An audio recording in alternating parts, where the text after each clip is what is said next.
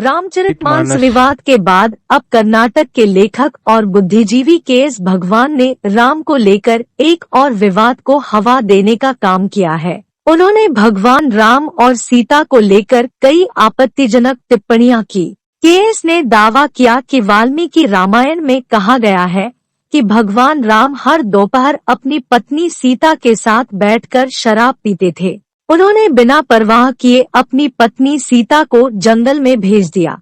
इतना ही नहीं, के.एस. भगवान ने यह भी कहा कि राम ने एक पेड़ के नीचे तपस्या कर रहे शूद्र शंभू का सिर काट दिया था। उन्होंने सवाल खड़ा किया कि आखिर राम कैसे आदर्श हो सकते हैं। राम राज्य बनाने की बात चल रही है, लेकिन वाल्मीकि रामायण के उत्तरकांड को पढ़ने से पता चलता है कि भगवान राम आदर्श नहीं थे। उन्होंने 11,000 वर्षों तक शासन नहीं किया, बल्कि केवल 11 वर्षों तक शासन किया था। रामचरितमानस विवाद के बाद अब कर्नाटक के लेखक और बुद्धिजीवी के.एस. भगवान ने राम को लेकर एक और विवाद को हवा देने का काम किया है। उन्होंने भगवान राम और सीता को लेकर कई आपत्तिजनक टिप्पणियां की। के.एस. ने दावा किया कि वाल्मीकि रामायण में कहा गया है कि भगवान राम हर दोपहर अपनी पत्नी सीता के साथ बैठकर शराब पीते थे। उन्होंने बिना परवाह किए अपनी पत्नी सीता को जंगल में भेज दिया।